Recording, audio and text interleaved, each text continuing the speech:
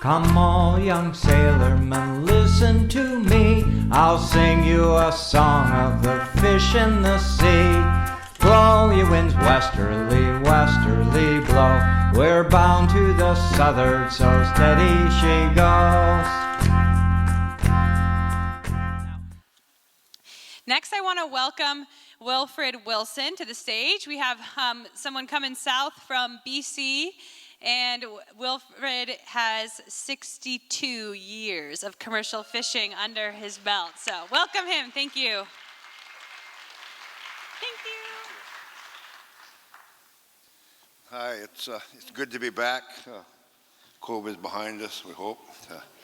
I'm hopeful of making it to 70 years commercial fishing, and I'm positive enough I'm going to do that. I'm going to start out here.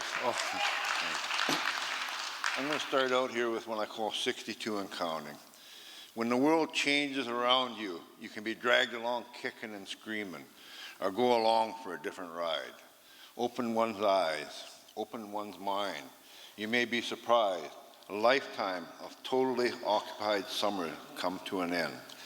Slow to sink in, slow to move on. Gone are the days of mist yet again, holidays, weddings, birthdays. Lost count of gatherings unattended. So many sporting events watched solely as highlights. Being forced to slow down can actually be not that bad. We really slowed down the amount of fishing time we get in Canada. I hardly fished at all last year there commercially. This is my first poem I ever did, and this is more in relation to thinking when I was young and you've been gone from home a while. I call this Channel Blues. When Channel Blues got you, nowhere is there deeper in your heart you go. Days before streak by, fail to stir this building rip. Thrill of dropping gear put aside. Soon enough, a new moon at you. Time to place feet on land is near. Wishing that could have been in tides gone by, instead of 2 more high waters yet to be. No wonder Channel Blues eating at you.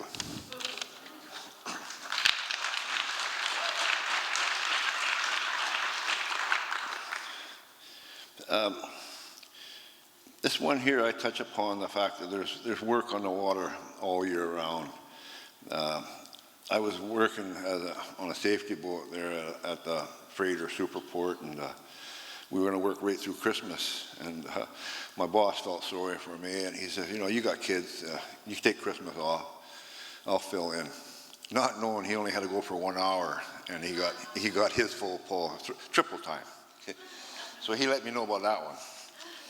Okay, we are the ones, I call this. We are the ones who have started our work day at every moment of the clock, every day of the year, half past dark 30 or quarter to somewhere in between. Trade with no one. Land be for rest and relaxation, and yes, to party. Once a waterman, always a mariner we be. Thrill of the chase to catch, pull, build is entrenched in your soul. For many, it is not to be removed. Aches, pains from the years take their toll. A fee, only too glad do we pay, and pay we do. To miss a child's first breath, first tooth, step, first day of school, and even graduation are only some of our biggest payments. When the winds gust so strong as to get your attention, think of the mariners whose world can be up on an elevator and straight down in the time you take a long sip of your tea, with a landing harder than anything you will ever feel.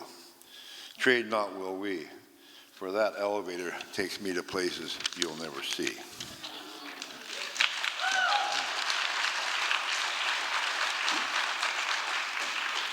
I was probably 14 or 15 when this happened in my life, and I thought back on it and wrote about it. I call this wave riding. I've been on top of 30-footers that gives one something to fear, better than any roller coaster ride, for the ride could last for hours. been on top of 7-footers that gave one of the best thrill of a lifetime. Surfing along in an open 12-foot double-ended duck punt. No bailing bucket, no life jacket, no one knows I'm there. No excuse to not stop. For once, common sense prevails. To this day, I regret not to have gone a couple more miles to the next harbor. The feeling of total elation had to be cut short. Floating along, surfing, more steering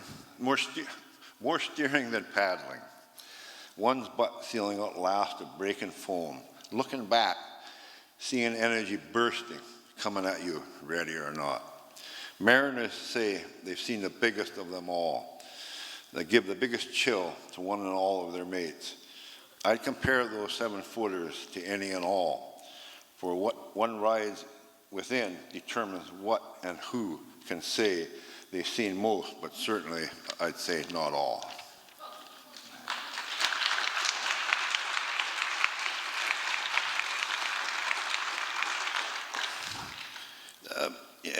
In people's work, the young guys come along and they're full of a lot of ambition, and they're going to perhaps show you a thing or two or what have you. But we've all seen that. So this one I call going dancing.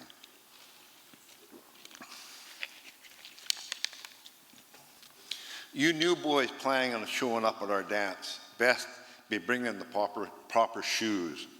Because once the beat starts, there are those amongst us can see plain and simple if you've been here before and paid the dues.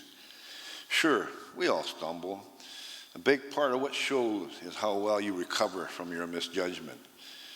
Sure as the tide turns, doing the gear placement at the right place, right time, as well as a never-ending myriad of tasks will be the way to get the door open to the guy's respect.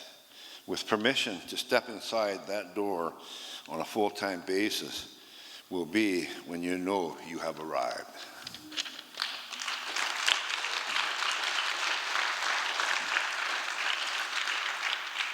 I live on an island right at the mouth of the Fraser River. It's farm country, and then there's moorage along the island as well. And so our latitude is the 49th there, that is the dividing line between so much of Canada and the United States. And so I touch upon this a little bit. I call this 49er. We from north of the 49th parallel, south of 5440, we sweat, we bleed, we stand on end, wait for the runs to show, only to be in sorrow one day, full of pride on another. Happy to see others jagged, near plugged, as you know you'll always get your share. Racing to the packers to get unloaded, to do it more than one day, more than 1 week, more than 1 decade, gives a pride we carry throughout one's life. Same as you south of the 49th, north of 5440, one fisher to another. We are one and the same. You and me. You sweat, you bleed, you have your sorrow, and I know you have your pride. Only difference from you and me is our flag. Perhaps I sweat a little more, bleed a little more, or not. But I know I carry just as much pride as you all south of the 49th and north of 5440.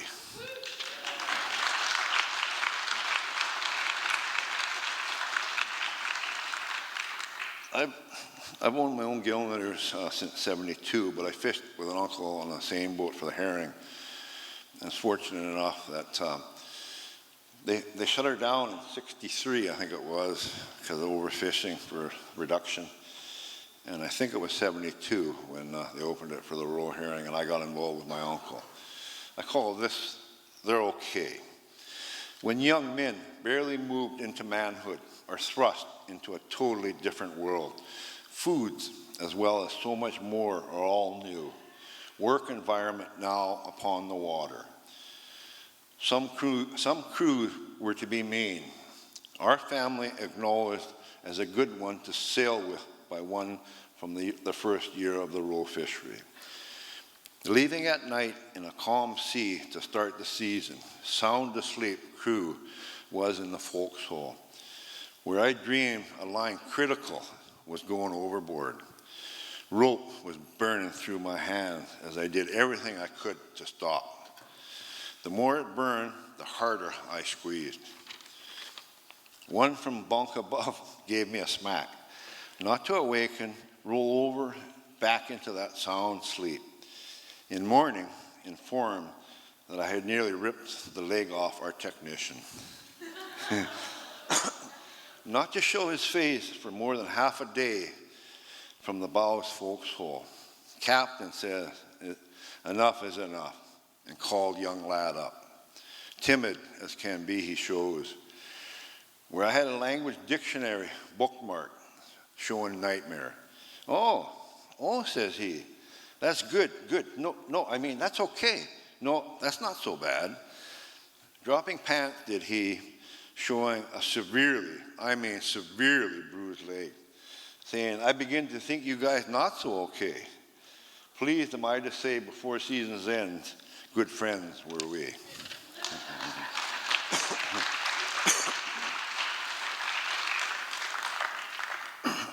I call this one counting, and it's 5 generations and counting. As soon as the canners showed, involved were we. Been happy and yes, indeed sad. Always involved in fishing, traveling far and wide along our coast. Visited more corners of this waterway than most. Each year looked upon as yet to give the best thrill ever. A wonderful, rugged, pristine environment, envied by oh so many. Told at a young age, we've always contributed to society. Work at what gives you a passion, gives one a drive unseen by most. From sail to among the first few to adapt to compressed gas was my grandfather and dad. Been said my dad was the second to place and modify drum design upon the back deck. The advantage stirring compassion to naysayers, after proving the march of mankind keeps chugging along. Cousin seen a new fishery spark his intellect to adapt marvels of machinery used to advantage. As this beautiful country of ours is to grow, I am proud to be one Canadian standing on the best land of all.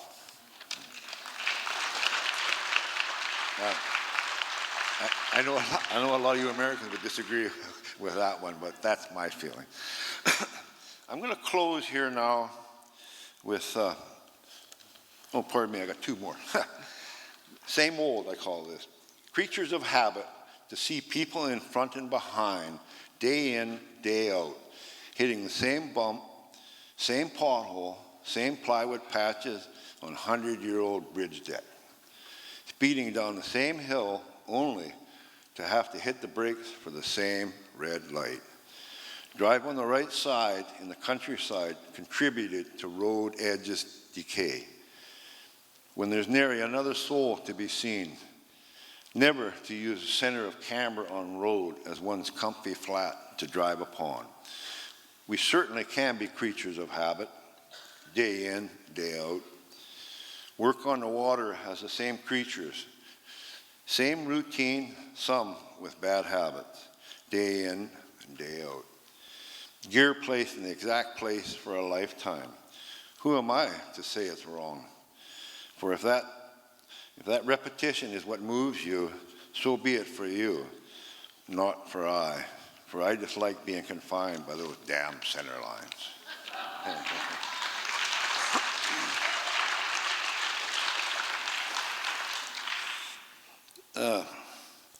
My family on both sides, we've suffered losses to the sea, and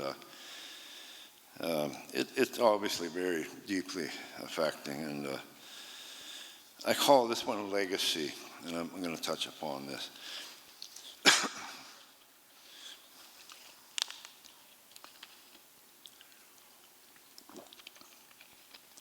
Before any words were put onto paper, sea claimed family members and friends. An aunt was lost with all others on board an ocean-going canoe. And from each succeeding generation, and probably ones before, there were some never to walk upon Mother Earth again. Before ship's vast improvements, its toll was the worst. Stated a cat has 9 lives. If so, for humans, I do not care to count how many I've used up. To see a cousin's body reaction after a boat's survival from a sinking on the first placement of a step upon land is a surprise indeed. For me, it takes 1 day longer to go into shock. In a confused state, it takes a bit of aimlessly wandering about before sitting with Dad over coffee takes what seems less than 2 minutes to bring me back. Now I realize why he wanted me to consider a life upon land. Generation before me had close to 100 of families, men and women working upon the sea. And now the one after me has so few. Acceptance for me, our decline in sea's involvement is easier to accept. For I do not want more to suffer what those on land go through with losses to the sea. Thank you. Well, it's good night, Joe. Guess we've had us a time. Wore a hole through them cards and you took my last dime. But you ain't beat me yet. You've had plenty of time. Ain't there nothing two old fools can't do? Better get on your way. There's a breeze blowing easterly. You're a slowpoke and it's no joke. You ain't what you used to be. Those clouds on the moon make it harder than hell to see, and you know it's a long way to go. And it's good night, Joe. Don't forget to put plenty of coal on the